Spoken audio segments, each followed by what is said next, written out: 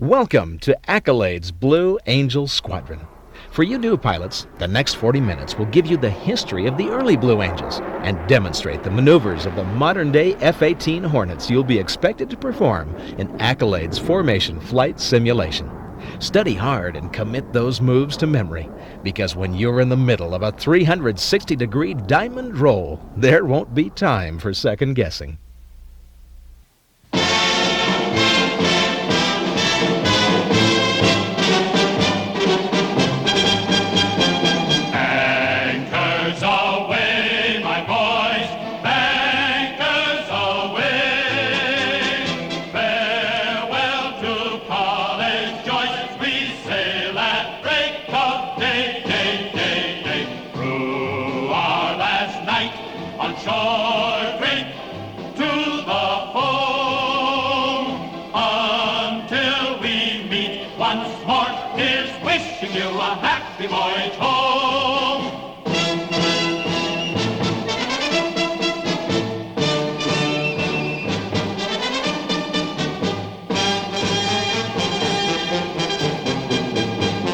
The face of the United States Navy has changed dramatically since that day on Ford Island and Battle Wagon Row, December 7th, 1941, a day on which the men of Pearl Harbor shall always be remembered.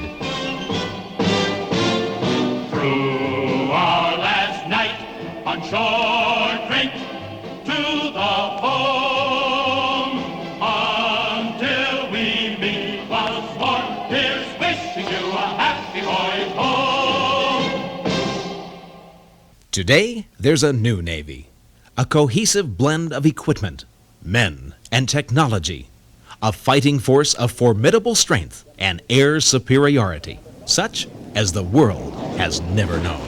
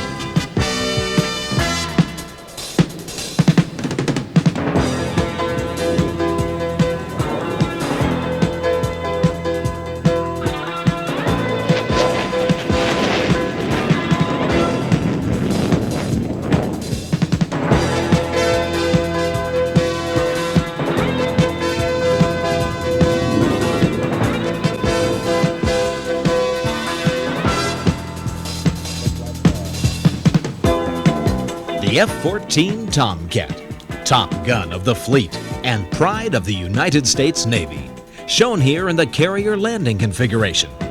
Gear is down and the arresting hook extended as the F-14 slow flies the field.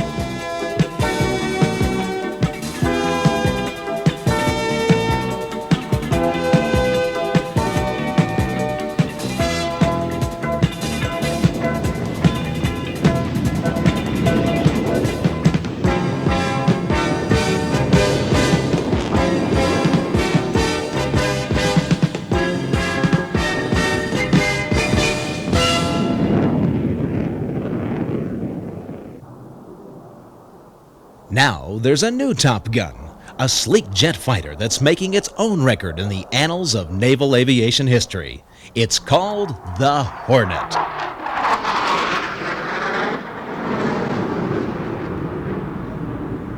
The McDonnell Douglas F-18A Hornet has been demonstrated solo by the Navy at several public air shows around the country.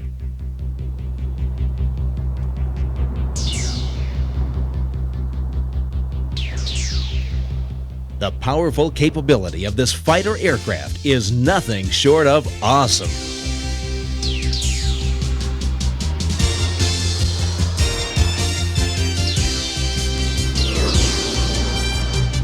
Here, Captain Wade of the Royal Canadian Air Force circles the field in a continuous stall at only 60 knots of forward speed. The demonstration you're watching almost defies description. This is not a Harrier. It is not a vertical takeoff aircraft. This is a straightforward, fast-flying F-18A supersonic attack jet serenading around the field at full thrust. This highly skilled pilot is mushing through the air on the hairy edge of disaster. One false move, even the slightest momentary loss of power, and the plane will instantly plummet into the ground.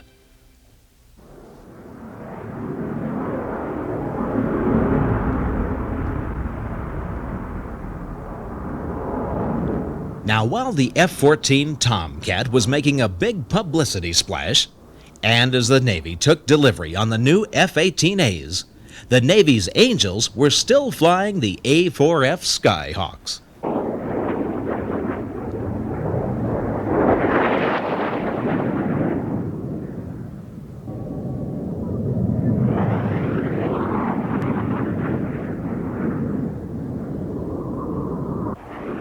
These small, highly maneuverable line attack jets were capable of tight, fast turns with minimum flight separation. This is the Blue Angel Double Farvel, 1982. The Navy's flight routine had earned the Blue Angels a reputation for excellence, typified by a highly aggressive, radical, go-for-it style of all-out performance. Now, when the Navy announced its intention to convert the Blue Angels from the A4F Skyhawks to the much larger and more powerful F-18A Hornets, everyone wondered if the Blues would be forced to put on a more conservative performance. The answer began to take shape in the deserts of Southern California.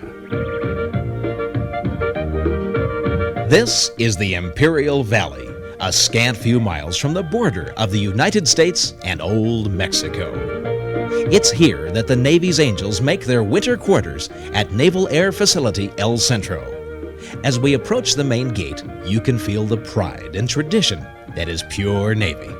And there's little left to the imagination that this is Blue Angel country.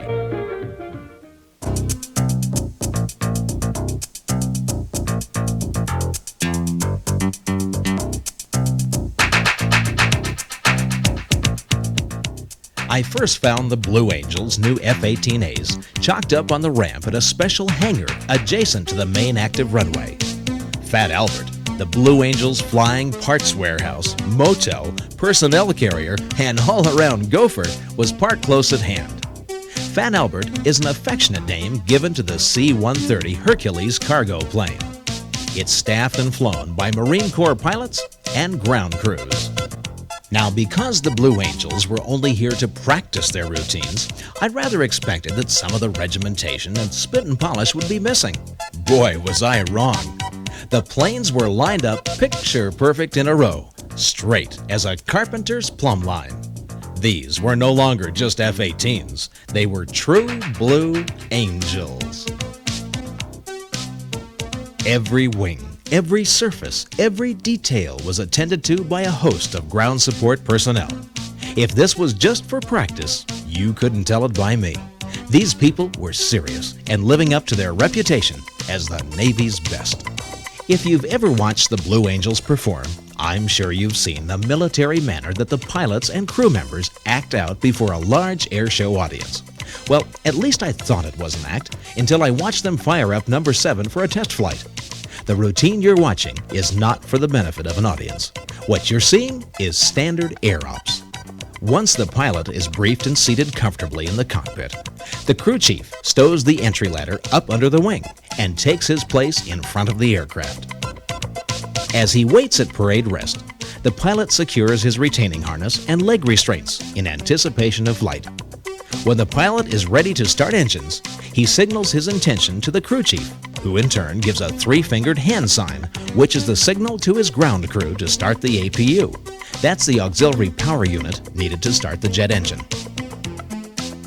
When the APU is up to speed, the pilot signals his intentions to start the engines. The crew chief passes this information along to the crew with a two-fingered hand sign. Listen now to the startup whine of these big General Electric engines.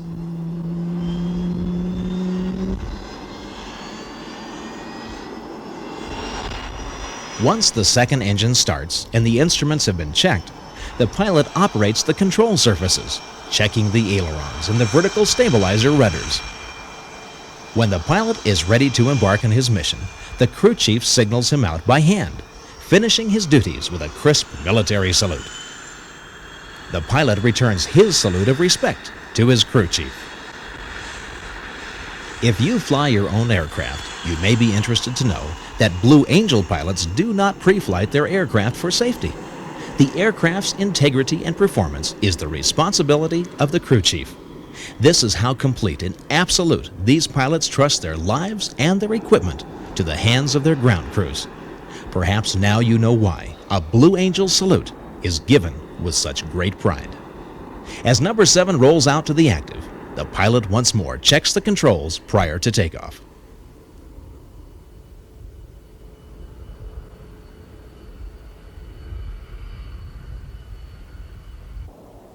The flaps are half, the tower clears, and the throttle moves forward as the F-18A advances down the runway here at El Centro. No rotation, just plain brute thrust catapults the aircraft into the sky.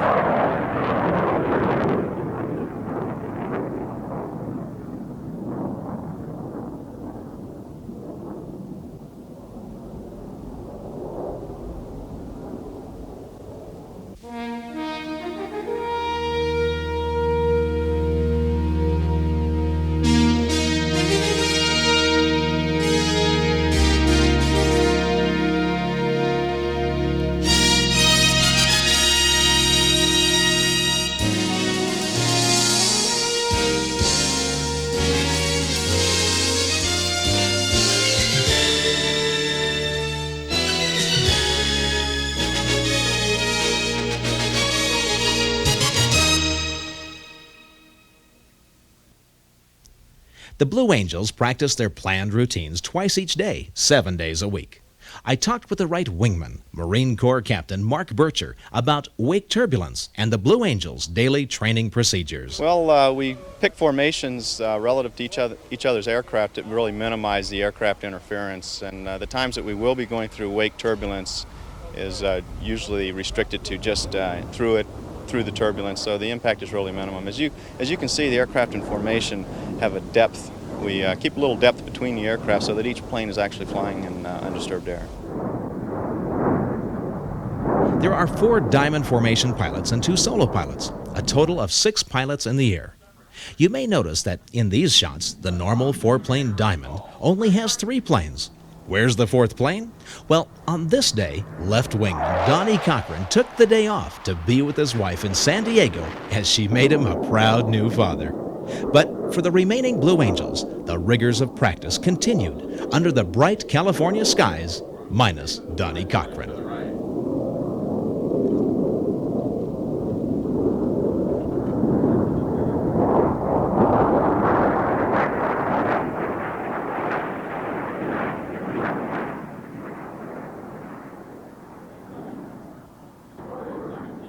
Just outside the town of El Centro is the Country Boy restaurant, where $3.50 orders up one mean hamburger. On the walls hang a legacy of signed Blue Angel pictures, a timeless gift from former Blue Angel teams who chowed down at the Country Boy. They come in here quite often, almost daily, or not daily, nightly, or depending on when their work hours is. Down the road a piece is the small farm town of Sealy and the local watering hole called the Desert Club.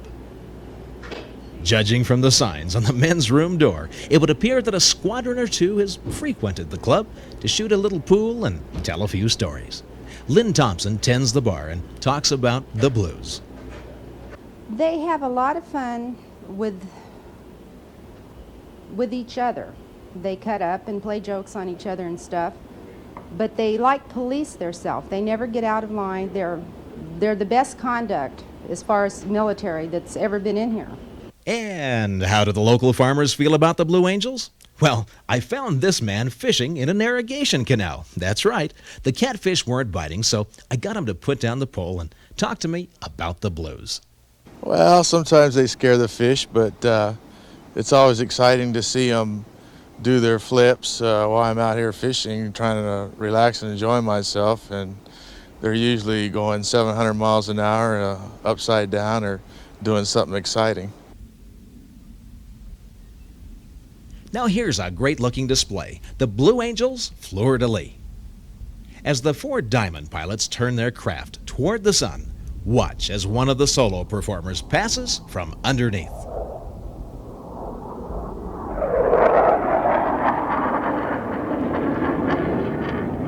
Over the top and straight back down, the Diamond formation performs a perfect loop over the floor of the Imperial Valley.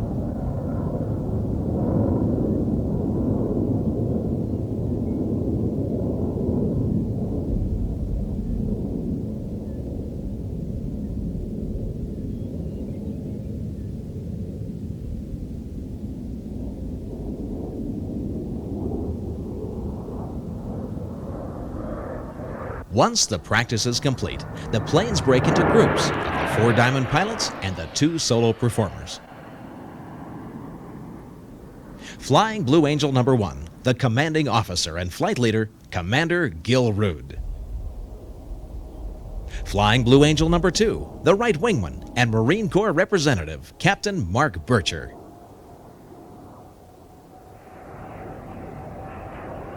Flying Blue Angel number 3, the left wingman and proud new father, Lieutenant Commander Donnie Cochran.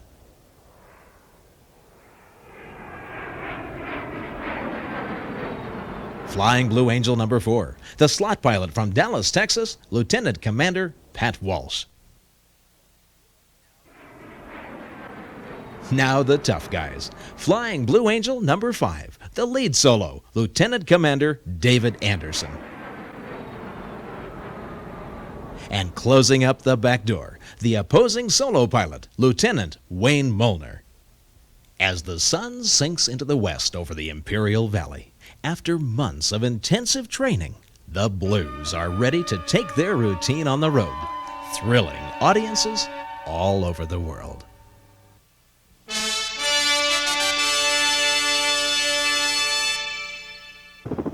Marine Corps Air Station El Centro. The Blue Angels arrive a day early to practice on the field. The pilots break into pairs, continuously overflying the field to get their bearings.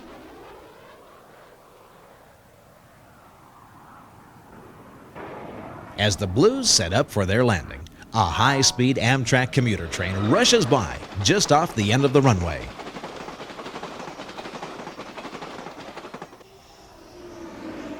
One after another, planes of every description turn final at El Centro, coming in to participate in tomorrow's air show. Now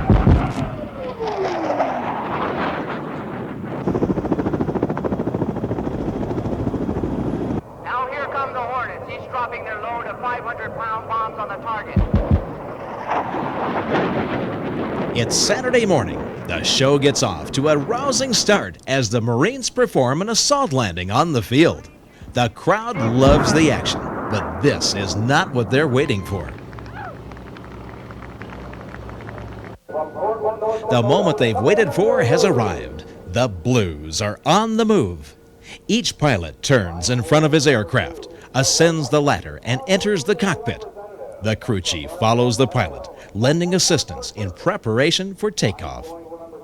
Sit back now and enjoy as Skyfire presents Navy's Angels with their new F-18A Hornets. Flying Blue Angel number 5, the lead solo from Savannah, Georgia, Lieutenant Commander David Anderson. Flying Blue Angel number 6, the opposing solo from Mount Dora, Florida, Lieutenant Wayne Molnar. The pilots and crew chiefs will now start the General Electric engine to power these F-18s. The noise level will soon become too high for you to hear a description of the test that we'll be performing. However, please observe that each aircraft is carefully inspected prior to this afternoon's aerial demonstration. The Blue Angels fly the McDonnell Douglas F-18A Hornets, a single-seat strike fighter, versions of which have been operational since 1983.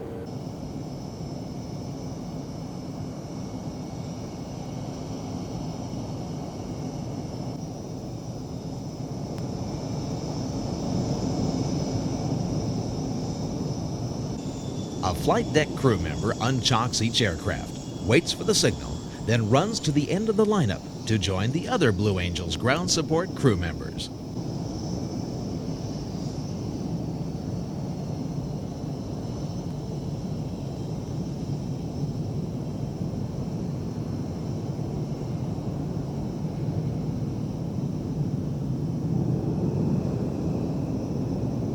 From parade rest, each crew chief comes to attention and signals the pilot to power up and roll out onto the taxiway.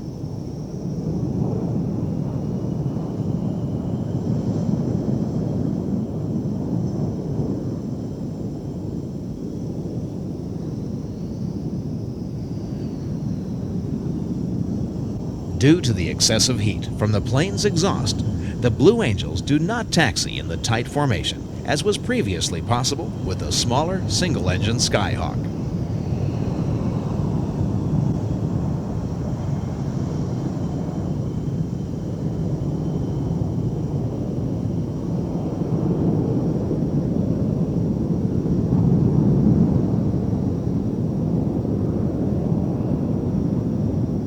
Two abreast, the Blue Angels taxi out onto the main active runway on a hot June day.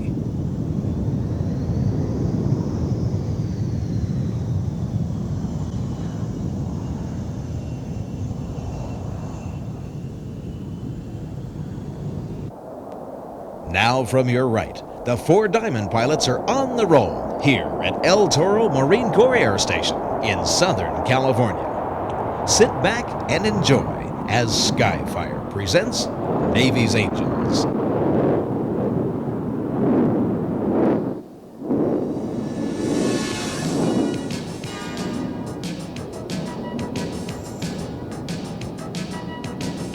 As the planes reach airspeed, Commander Rude pulls the Diamond formation up into a vertical loop from takeoff.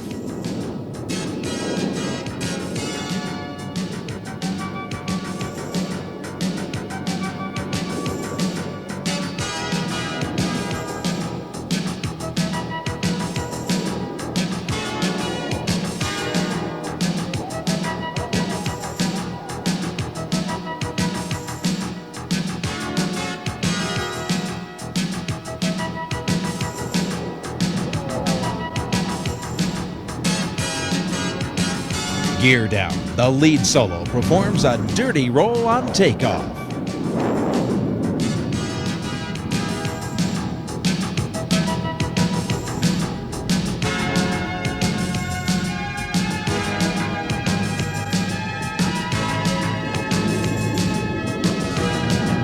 From the right, the opposing solo sucks the gear, holding his aircraft flat on the deck. Next, he'll roll the aircraft and perform a vertical loop, exiting show center in the opposite direction of takeoff.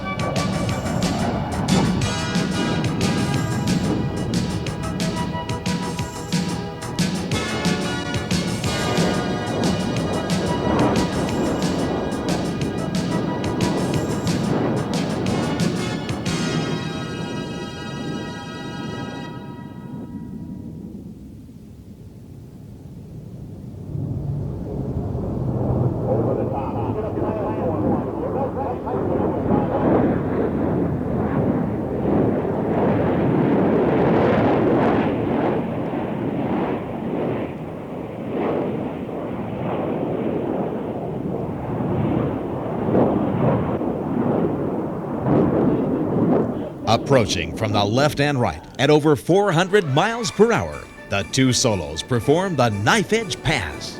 Watch for the blur of the second plane.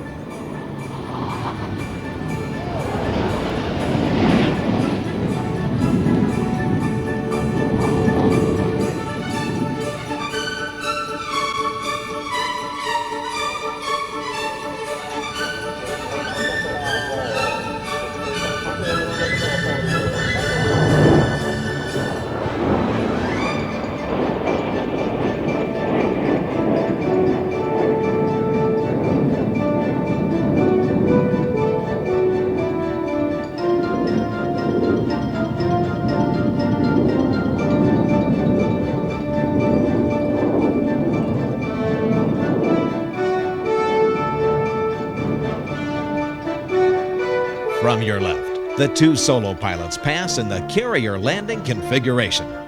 Gear is down, flaps are down, and the arresting hook is extended. But the lead solo is doing it all upside down.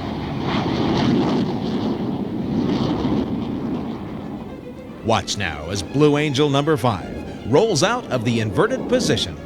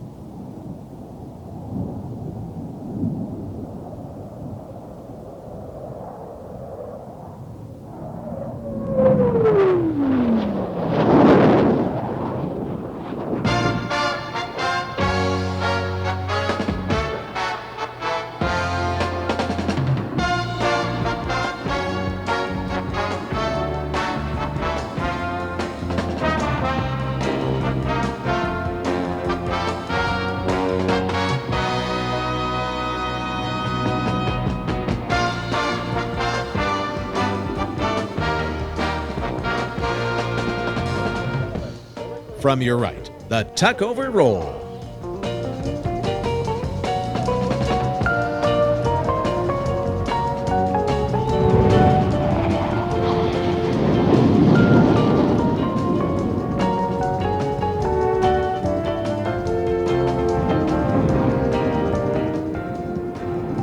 From the center, the diamond breaks formation. Watch this pass. Center point. Let's watch as they slide from left echelon through trail position and back into the traditional Blue Angel diamond.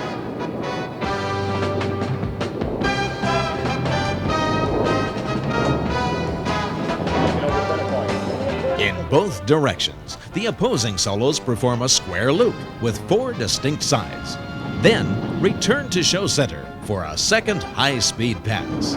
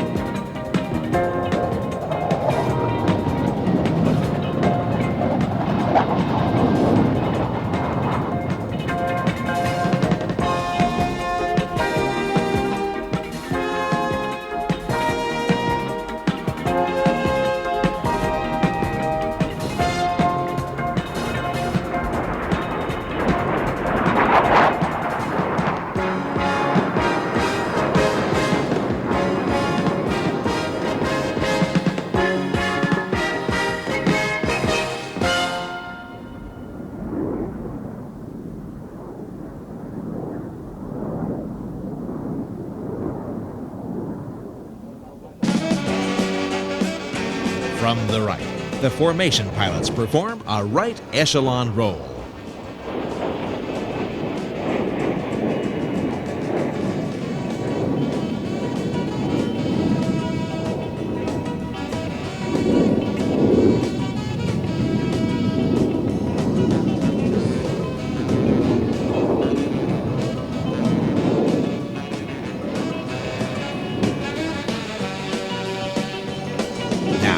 Watch how close the pilots are flying in the next pass. Listen to the sound of those General Electric engines.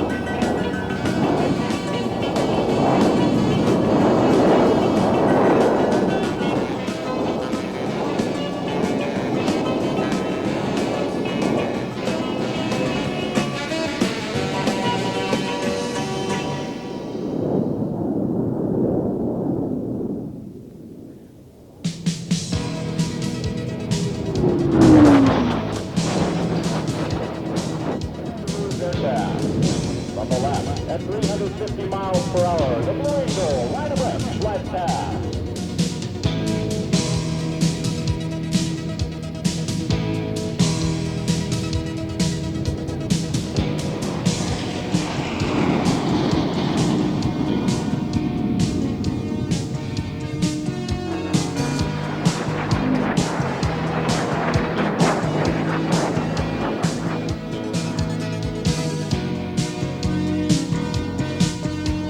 Watch now as the Blue Angels perform the six-plane fleur-de-lis.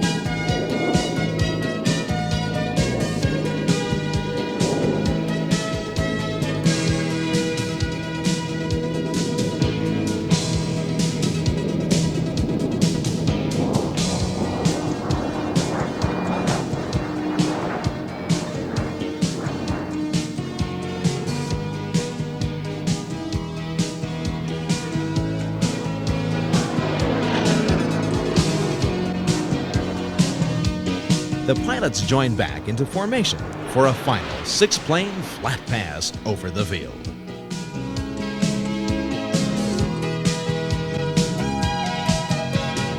One by one, the planes peel off from their formation in their standard approach to carrier landing.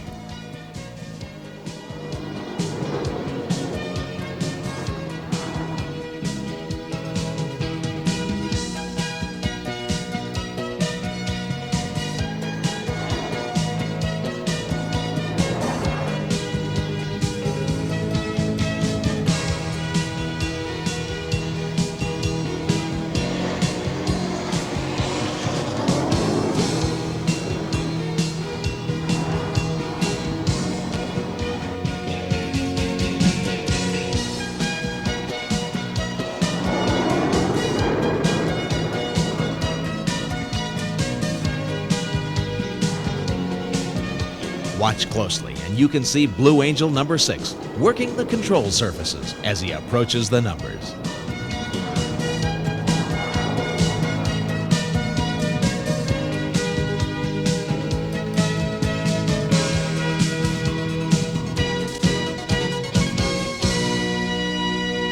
Once again, the Blue Angels taxi two abreast as they pass the gray bus, which has been parked on the runway, their land reference for those beautiful opposing passes.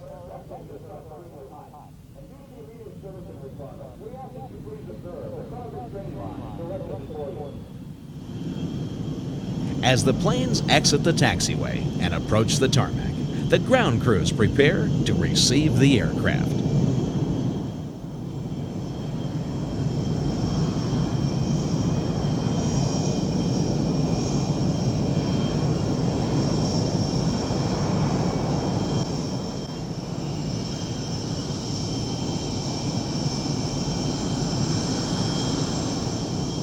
Guided by the crew chief, each pilot positions his aircraft in a line abreast formation.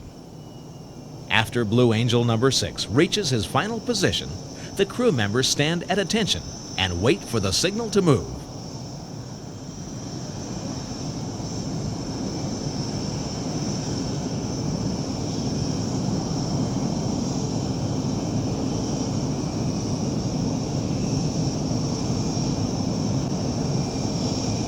The engines will power down and the canopies will open simultaneously on all 6 aircraft.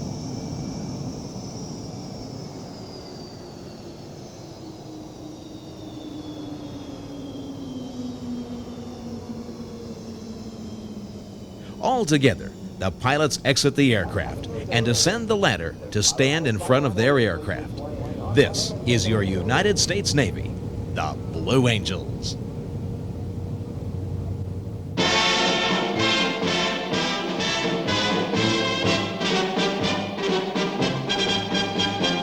Anchors aweigh, my boys, anchors aweigh.